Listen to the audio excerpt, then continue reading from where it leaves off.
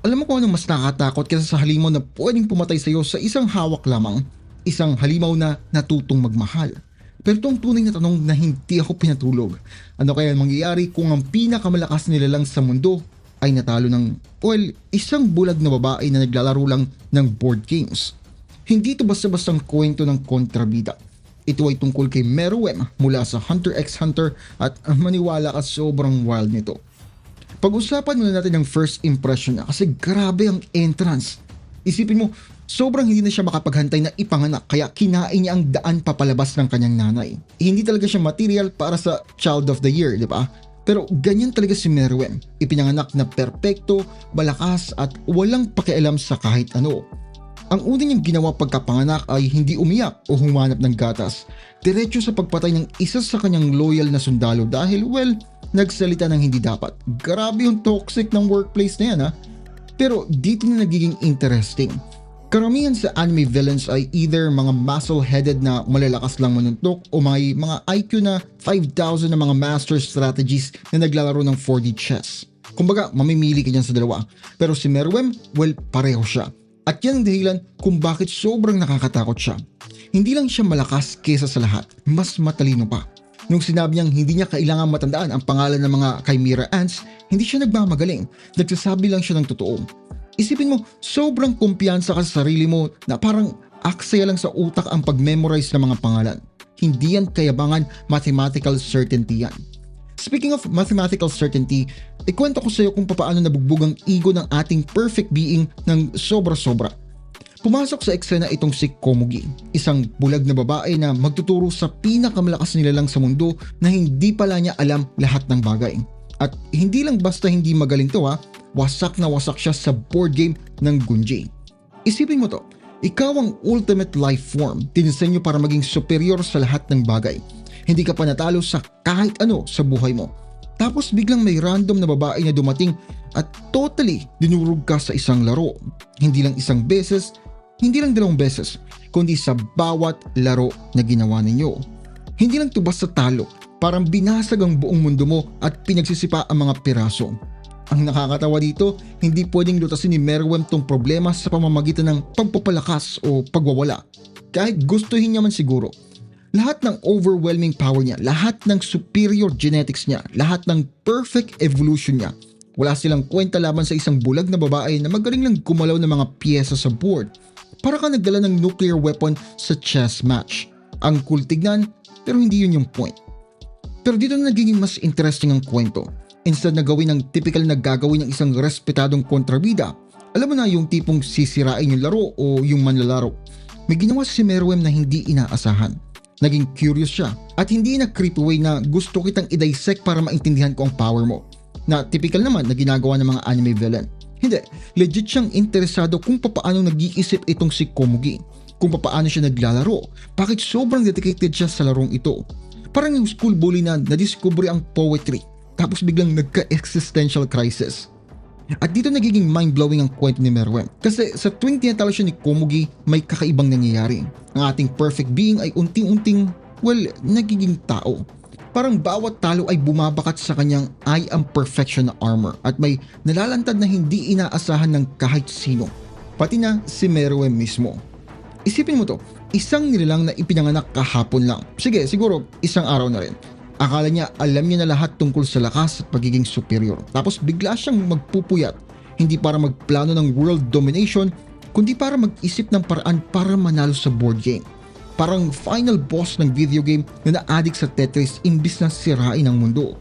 Pero hindi nilang tungkol ito sa laro, tungkol na kay Komugi mismo.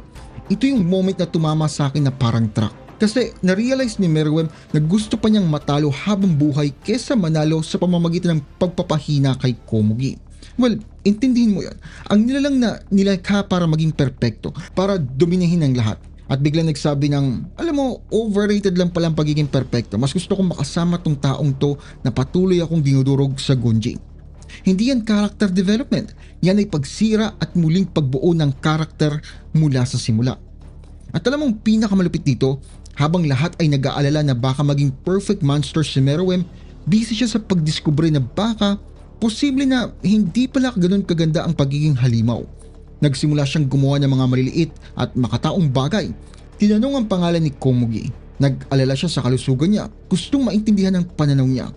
Parang pinapanood mo ang Terminator na nadiskubre ang feelings. Pero mas malalim pa kasi si Meruem wala siyang programming na kailangang i-override. Siya mismo ang pumili ng magbago. At ngayon, dumating tayo sa parte na ginawang hindi lang maganda kundi devastating ang kwento ni Meruem. Natandaan mo yung sinabi ko kanina na mas nakakatakot ang halimaw na natutong magmahal kaysa sa halimaw na kayang pumatay? Get ready kasi dito tatama ng sobrang lakas yan na mas malakas pa sa Big Bang impact sa mukha. Exactly nung time na na-realize ni Meruem kung ano talaga ang mahalaga. Hindi ang kapangyarihan, hindi ang pagiging perpekto, kundi ang simpleng saya ng paglalaro ng board games kasamang taong nakikita siyang simpleng kalaro lamang. Doon naman nagpa siyang tadhana na i-override ang lahat. Ang poor man's rose poison ay hindi lang basta sandata na tumalos sa kanya. Ito ang pinakamalupit na biro ng universe. Ang perfect being na kayang tiisin ng kahit ano, natalo ng katalinuhan ng tao. Pero itong pinakamasakit, nung nangyari ito, wala nang pakialam si Meruem kung sino ang nanalo o natalo sa mas malaking labanan. Gusto mong malaman ang pinaka nakakaloko dito?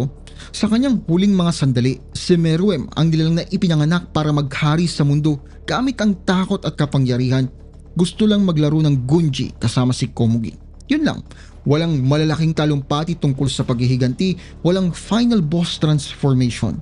Isang nilalang na sa wakas ay natuklasan kung ano ang mahalaga bago niya tuluyang mawala ang lahat. Nung sinabi niyang ipinanganak ako para maranasan ang saya ng sandaling ito, hindi siya nagpapapoetic dito. Itong pinakataos na realization ng kanyang buhay bago matapos. Ang tunay na malungkot ay hindi ang pagkamatay ni Meruem o kahit kung papaano siya namatay. Ang pinakamalaking achievement ng perfect being ay ang matutong maging imperfect. Ang ultimate evolution niya ay hindi ang pagiging mas malakas, kundi ang pagiging vulnerable. Sa huli, ang pinaka nakakatakot kay Meruem ay hindi ang kakayahan niyang pumatay sa isang hawak lamang, kundi ang kakayahan niyang magmahal ng sobrang lalim na pinili niyang mamatay bilang imperfect being kesa mabuhay bilang perfect monster. At yan ang dahilan kung bakit hindi ako makatulog kakaisip ng kwento ni Meruem.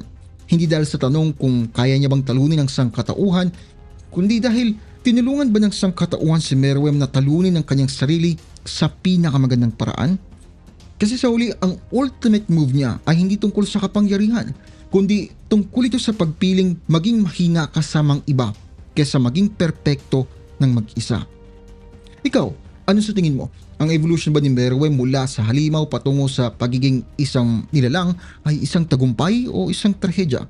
I-comment mo naman ang thoughts mo dyan sa baba. Kasi ito yung klase ng kwento na iba-ibang dating sa bawat tao. At tandaan, minsan ang pinaka nakakatakot na halimaw ay hindi yung gustong pumatay sa'yo, kundi yung magpapa-question sa'yo ng lahat akala mong alam mo na tungkol sa mga halimaw. At kung nagustuhan mo ang video na to, huwag kalimutan mag-like at mag-subscribe. Maraming salamat sa panonood at kita-kits tayo sa next video.